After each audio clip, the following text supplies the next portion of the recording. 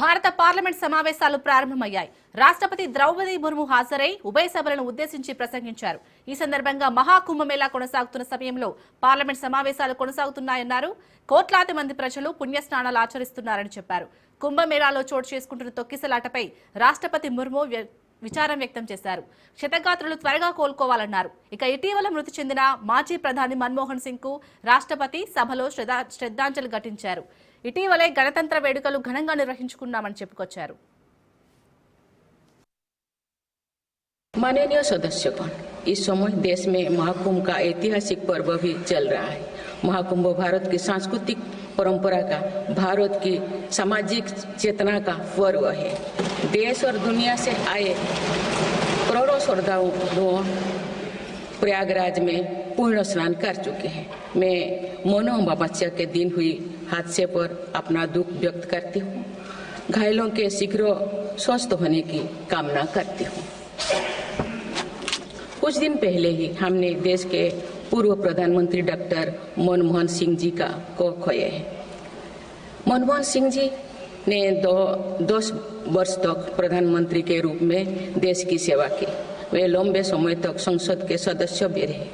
मैं मनमोहन सिंह जी को भावभीनी श्रद्धांजलि अर्पित करती हूँ। దేశంలో ట్యాక్స్ విధానాలను తమ ప్రభుత్వం సరళీకృతం చేసిందని రాష్ట్రపతి ద్రౌపది ముర్ము అన్నారు. భారతదేశం తరపున మహిళలు కూడా ఒలింపిక్స్ పతకాలు సాధించడం గర్వకారణంగా ఉందన్నారు. దేశంలో 1.15 లక్షల మంది మహిళలను లఖ్పతి దీదీలుగా మారారని, 3 లక్షల మంది లఖ్పతి దీదీలుగా మార్చాలనేది ప్రభుత్వ లక్ష్యమని చెప్పారు. చట్టసభల్లో మహిళలకు రిజర్వేషన్లు గొప్ప ముందడుగు వేశామని చెప్పారు. गरीब को गरिमापूर्ण जीवन मिलने से उसमें जो सशक्तिकरण का भाव पैदा होता है और गरीबी से लड़ने में उसकी मदद करता है। स्वच्छ भारत अभियान के तहत बने 12 करोड़ शौचालय, प्रधानमंत्री उज्ज्वला योजना के तहत निःशुल्क दिए गए 10 करोड़ गैस कनेक्शन, 80 करोड़ जरूरतमंदों का राशन, सौभाग्य योजना, जल जीवन मिशन जैसे अनेक योजनाओं में गरीब को ये भरोसा दिया गया है कि वे सम्मान के साथ जी सकते हैं। ऐसे ही प्रयासों की वजह से देश के 25 करोड़ लोग गरीबों को परास्त करके आज अपने जीवन में आगे बढ़ रहे हैं। इन्होंने न्यू मिडिल क्लास का एक ऐसा समूह तैयार किया है जो भारत की ग्रोथ को नई ऊर्जा से भर रहा है। सरकारी कर्मचारी भी मिडिल क्लास के अहम प्रतिनिधि है। हाल ही में मेरी सरकार ने सरकारी कर्मचारियों के कल्याण के लिए 8वें वेतन आयोग के गठन का निर्णय लिया है। नारी शक्ति बंधन अधिनियम के द्वारा लोकसभा और विधानसभा में महिलाओं के लिए आरक्षण इस दिशा में एक महत्वपूर्ण कदम है। मेरी सरकार का लक्ष्य देश में 3 करोड़ लखपति दीदी बनाने का है। आज 1 करोड़ 15 लाख से भी अधिक लखपति दीदी एक गरिमामयी जीवन जी रहे हैं। इनमें से लगभग 50 लाख लखपति दीदी बीते 6 महीने में बनी है। ये महिलाएं एक उद्यमी के रूप में अपने परिवार के आय में योगदान दे रहे हैं। कुछ दिन पहले इसरो ने अपना 100वां लॉन्च करते हुए सैटेलाइट के सफलतापूर्वक स्थापित किए। मैं इस उपलब्धि के लिए भी इसरो को और सभी భారత్ ను గ్లోబల్ ఇన్నోవేషన్ పవర్ హౌస్ గా మారుస్తామని రాష్ట్రపతి ముర్ము తెలిపారు. నేషనల్ రీసెర్చ్ ఫౌండేషన్ ప్రారంభించామని అన్నారు. దేశంలో టెక్నాలజీకి కొత్త పుంతలు తొక్కించేందుకు ఇండియా A1 మిషన్ ను ప్రారంభించిందని తెలిపారు. చిన్న వ్యాపార సంస్థలు దేశ ఆర్థిక వ్యవస్థకు వెన్నెముక లాంటివని, వారి కోసం దేశంలోని MSMEల కోసం క్రెడిట్ గ్యారంటీ స్కీమ్ ను కూడా తీసుకొచ్చామని చెప్పారు.